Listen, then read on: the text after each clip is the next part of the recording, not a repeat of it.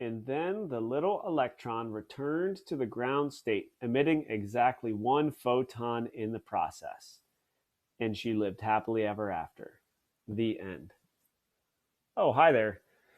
So I hear you want to talk about outlines in AP Physics. Well, let's have a go. So, yes, you're going to be reading parts of this thing this year, this nice little textbook. Maybe if you take physics in the future, you'll even use this same textbook. So it'll be like returning home to an old friend. But the basic idea is we're going to see lots of chapters about lots of different things this year that some of them have never studied before in any other class. So before we talk about stuff together for almost all topics that we cover this year, I'm going to have you read a section of the textbook, make an outline on it, and then take an outline quiz. I can tell you how that usually works in a typical year. So we have at least a day in class where I call it a reading day, and I'll tell you what sections to read from the textbook that'll be covered on the quiz, and you have that whole period to work on it. So you can read, you can work with other people, you can ask me questions about anything in the textbook or what you think might be coming up on the quiz. And then any of the outline that you don't finish that day will be homework. And then the next day, we will have an outline quiz or reading quiz. You'll hear me use both terms. The reading quizzes address the main ideas from that chapter. So I'm not going to get too technical. Usually, I don't have you do any calculations for the reading quizzes. They're just surface level things like big ideas. What does this equation mean? What does this variable mean? What does this vocab word mean? So big ideas like that should be pretty easy to pull out from the reading. And on top of that, you can use your outline to help you on the quiz. So if you take a good job, if you do a good job reading and you make a decent outline, the reading quizzes should be pretty easy because you can use your outline to help you on that.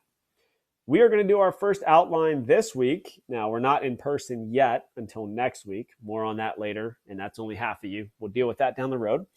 But your assignment for this week is to read chapter 10, not the whole thing, sections 10:1 through 10:9, make an outline on it, and you'll turn your outline in. You'll get points for that, and then take the outline quiz. So you can use your outline to help you with the quiz. Because this is our first outline quiz and we're doing this for distance learning, I'll give you 2 attempts on that quiz to hopefully get a pretty good score and learn how these things kind of work. Before you start making your outline and reading about chapter 10, which is all about fluids, I will give you a couple pointers and show you how to access the materials. First of all, you can access your textbook by accessing your textbook. You can go to the physical thing. Chapter 10 is after chapter 9, before chapter 11, right where you'd expect it to be. If you didn't get one of these nice, awesome, bricky physics textbooks, please let me know ASAP so I can try to get one to you. You have a digital version of the textbook that I'll show you in a minute, but a lot of people prefer to use the real thing. So before we have a look at the digital version, I'm going to show you one of my favorite hints while making outlines.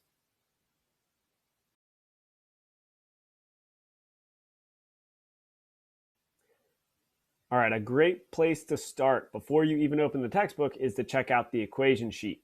Eventually, I'm going to give you a hard copy of the equation sheet, but it's a really good idea to know how to find it. I actually don't have any idea what website it's on, like collegeboard blah blah blah.com or whatever. I don't know. So what I do is I go to Google and I type in AP Physics 2 equation sheet. Then I hit enter and look at this. It's the first thing that comes up. Look for like Secure Media, collegeboard.com. Hey, that looks pretty official. Let's check it out. Here it is in all of its glory. We can do a brief tour here. This one has 3 pages. I think the one you had last year only has 2. We add some stuff about quantum physics, nuclear physics, E equals mc squared, fluids and thermal physics. So that's why our equation sheet's a little bit longer. We'll get to know this really well this year, but at the top are a bunch of really useful constants, things like the mass of a proton, the mass of an electron, Avogadro's number, just in case that wasn't burned into your brain during chemistry class. and some more constants. You got Coulomb's law constant. You might remember that from electrostatics. Ooh, vacuum permittivity, Planck's constant. Neat. They even give it to us in electron volt nanometers. Sweet. Who said College Board wasn't nice? Let's see. We've got trig tables in case you don't have a calculator. Love it. Mechanics, electricity, and magnetism. Wow, those sections are big. Yikes. What have we here? Fluid mechanics and thermal physics. This is what I'm talking about. So we are about to start reading a chapter about fluids. So a great way to know what to focus on, what I'm going to focus on in the outline quiz, is the equations that are on the equation sheet, because those are the ones you're going to have to know. So we've got this whole section that has fluid stuff and thermo stuff mixed together because they could. And if you're not sure which stuff is fluids, let's just start at the top and look at some of these variables. So we've got a rho over here. Looks like they define it way at the bottom here. Rho is density, mass divided by volume. Okay, that could be a fluids thing. Fluids have density. Let's see, capital P stands for pressure. Okay, fluids have pressure. So that seems like a fluid type thing. Here's more pressure, F sub B. I'm not sure what that's all about. F is some kind of force. I know what the sub B is, but we've got another density in it, so it's probably fluid related. So if you use that kind of knowledge or that type of intuition by looking at the different variables, you can figure out which equations we're talking about. And if you get down here, you see a Q. Q stands for energy transferred to a system by heating. Yeah, that's more thermo. So from Q on down, yikes, ideal gas law, scary. Hope we don't have to use that this year. We will. We definitely will. But not yet. Not until chapter 13. Yes. So you are going to look for these equations up here, starting with rho equals m divided by v, all the way down through Bernoulli's equation right here. And if you if you have a printout of this or if you leave this tab open, look for those equations when you're reading, because you'll know they are important because they're on the equation sheet. I'm probably going to ask questions on the quiz about those types of equations.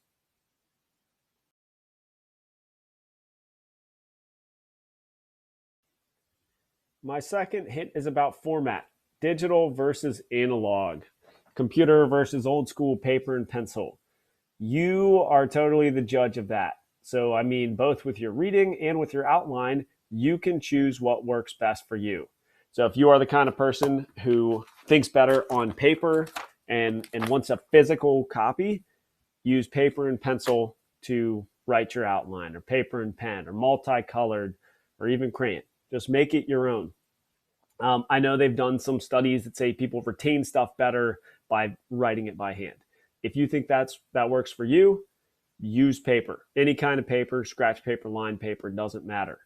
If you are a digital kind of person and it makes more sense for you to type your outline out, that's completely fine as well. If you're typing, it's easy to do like a screen capture if you're looking at a digital textbook, or find pictures of the equations online so you can have them still look nice. You don't have to like type them by hand.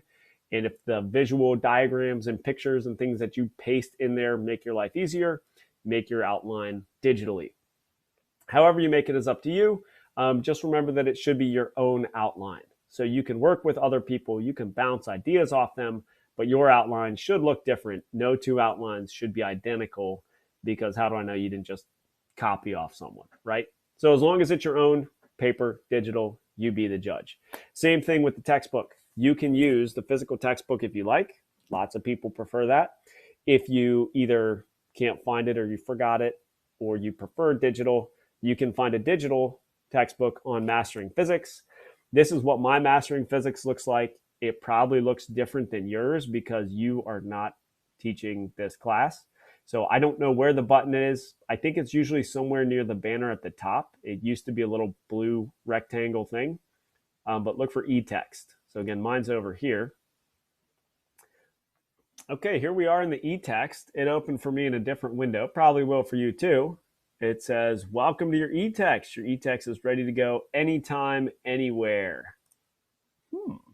Find exactly what you need. Easily sift through notes in e-text with search. Make the e-text your own. Take notes and highlight directly in the text and keep it all organized in your e-text notebook. Let's explore the e-text. So mine happened to, well, maybe we're not going to explore the e-text. You can do that on your own time, I guess. Mine just opened to this random page in the middle of chapter 10.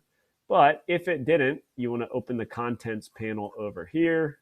It might be like closed down like this. You can click on the little hamburger thing. And we want chapter 10, fluids. You can jump straight to a specific page if you want.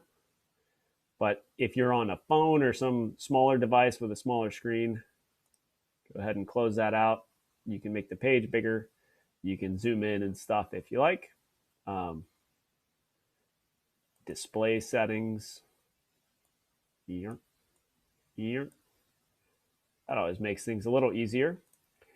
So you can see this looks just like the real textbook, and you can flip through page by page. They've got lots of other different features on here as well, but I just wanted to show you that the e-text looks just like the actual textbook. One of the advantages to using the e-text, if you're going to make a digital or typed outline, is you can use your computer to copy and paste whatever things you want straight into your outline. And that's going to be different depending on which device you're on. I'm on a Chromebook right now, but I can give you an example of how that would work. So let's say I really wanted this diagram here. Figure 1, pressure is the same in every direction in a non-moving fluid at a given depth. If this weren't true, the fluid would be in motion. Wow, that sounds important. So for me, it's Control, Shift, and then the little window button. And then I just have to select a little thing here. And then I can copy it and then paste it right in my outline. So you don't have to do that. Maybe you'd remember that drawing better if you sketched it by hand and took 30 seconds to do that in your handwritten outline. The point is, pick a way that works for you. And that's one thing you can do. Just check out the keyboard shortcuts for whatever type of device you're using. There's different ways to do it on Chromebooks, or if you have a Mac, or if you have a PC with Windows. There's lots of different shortcuts you can use. But as you're going, look for things that are highlighted. P equals rho GH. I feel like that turned up on the equation sheet or something. Maybe it's important. But try to look for those parallels. I'll give you one final hint that'll help you as you're working through outlines.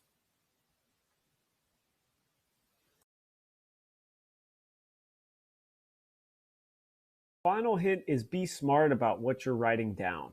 So the perfect outline would be copying every single page of the textbook, one page at a time, and getting it one-to-one.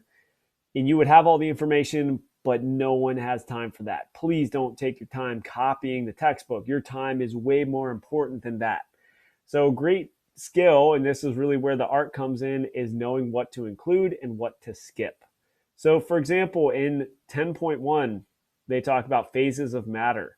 They talk about solids and liquids and gas. If you already remember that a solid maintains its shape and has a fixed volume, a liquid has a fixed volume but doesn't remain in its shape, and a gas will take the volume in the shape of its container, don't write it down. If you know that, you don't need to include it in your outline. If you keep going on in that section, then they start talking about plasma down here. Like, oh, I've heard of a plasma before, but I don't remember how it's different than a gas. That's what you want to write down. Same idea as you're going through. If you know something, you don't have to waste time writing it down. If you can shorten things, condense, that's going to be your best strategy. Also, keep in mind, watch the equation sheet as you do. And another thing, ask your teacher. I will be very happy to help you figure out if this equation is important or you can skip it. If this concept is good, if you explained it well, show me your outline, show me your work. I would be happy to provide my feedback. So good luck outlining this week. And if you have any questions, let me know. I am here to help. Also, go Browns while we're here.